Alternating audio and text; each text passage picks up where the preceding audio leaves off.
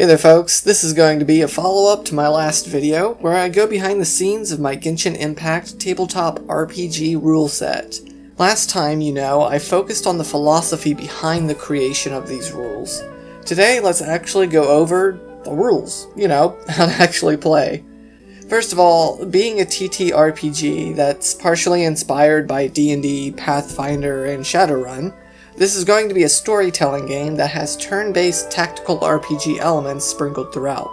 So let's start with the character creation system.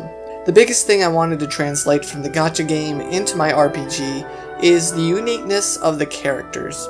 No two Genshin Impact characters look the same or play the same. Well, mostly. A tabletop RPG is an expressive medium known for allowing players to become the character they want to be. Obviously, the lore, personality, and appearance of your character is all important, but there's not much that I really need to add here, so let's just hop into the mechanical side of character creation. Just like in D&D, this tabletop RPG uses a stat system to determine how capable a character is at certain things.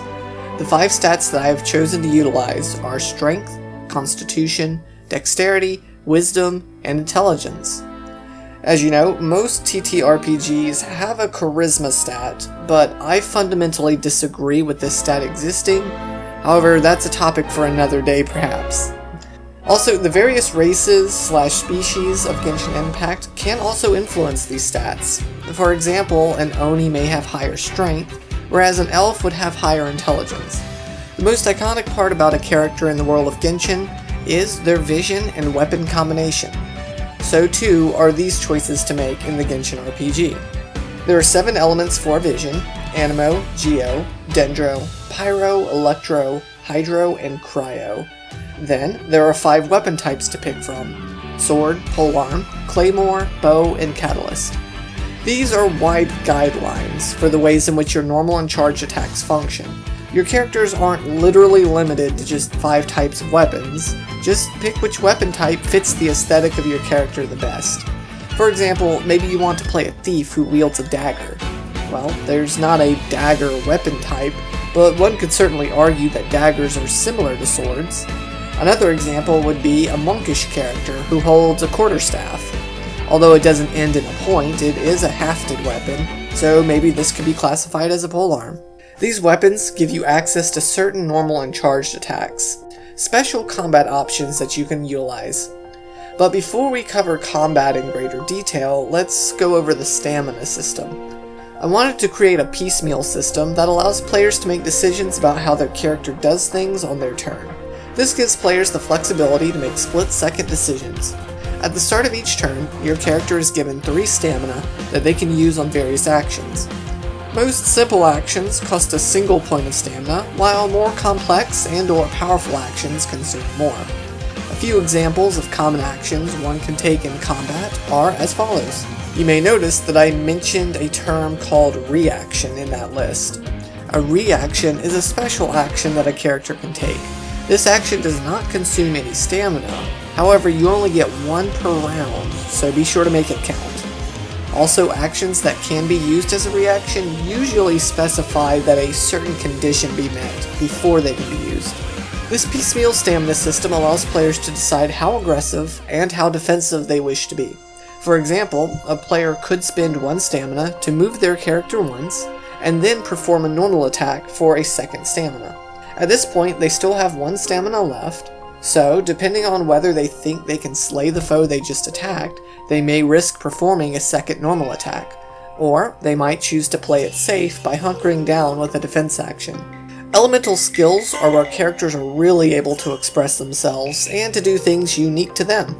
In order to create an elemental skill, a player must obey the following formula.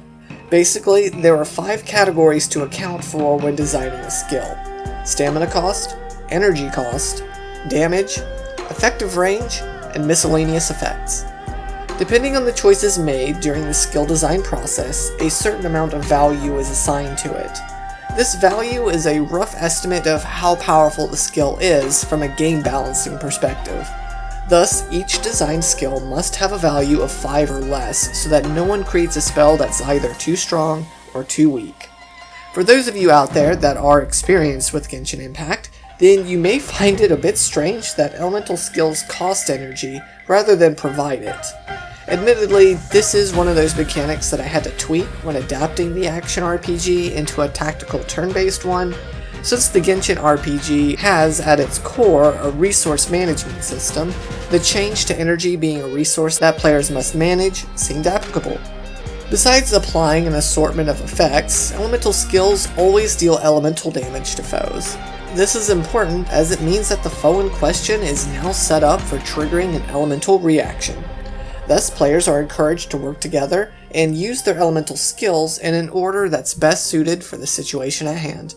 Of course, other status afflictions exist besides the elemental states, ones that you'd expect to see in a tabletop. Blindness, being knocked pro, poisoned, etc. Rolling is crucial on tabletops. From the previous video, you know that I've opted to not use a d20 system. Basically, we use standard d6s for everything in this game. Whenever rolls occur, we look for two outcomes, a success or a fail. These are determined by the roll of the die, with a success being a 4, 5, or 6, and a fail being a 1, 2, or 3. Basically, for every die that you roll, there's a 50% chance of success. Thus, as you grow in levels and gain buffs or whatever, you roll more dice, thereby increasing your chances for success. Another thing I've done for the Genshin TTRPG is make it so that only players roll dice, never the narrator. This is done for two reasons. One, the narrator doesn't need to roll, since there shouldn't be a chance for failure when the narrator is the one describing what is happening in the world.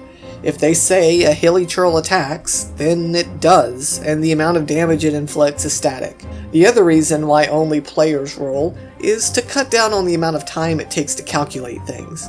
If the final result of an action ultimately comes down to the roll of a die, then does it actually matter if both parties are rolling dice or just one? Therefore, only players rolling is like trimming the fat when compared to other tabletops. So, when players need to roll dice, the narrator needs to tell them what they're aiming for. Basically, say a character attacks a hydro slime. The narrator will tell them how much defense that enemy has. This way, the player knows how much damage they have the potential to inflict when they make their own attack roll. Likewise, when a player is making a talent check, such as trying to convince a guard to look the other way, or to glide through the air with their gliding wings, the narrator will state the difficulty level of that task. The difficulty level represents the number of successes a player needs to roll in order to fully succeed at the task at hand. The way these talent checks play out is practically identical to fellow YouTuber Shadiversity's homebrew system, Cogent Roleplay. Unfortunately, a lot of my rules aren't fully fleshed out yet. I have a lot of ideas on how to do other types of encounters, other than combat. Part of the reason I even started this campaign on the channel was so I could beta test these rules. So I would love feedback on what you guys think would work for all aspects of this rule set, but especially for those concerning the stealth, chase, and social encounters.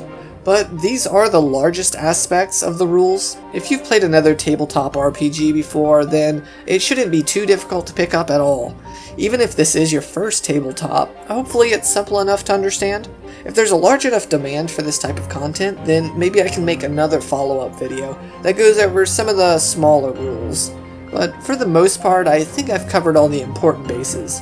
So I hope you all enjoyed the video, and that you enjoy the rule set. Please feel free to start games of your own, and spread this around to as many people as you can. I'd love to see this take off, and give fans of both tabletops and Genshin Impact something else to do in our spare time. Anyways, have a blessed day, and I'll see you in the next one.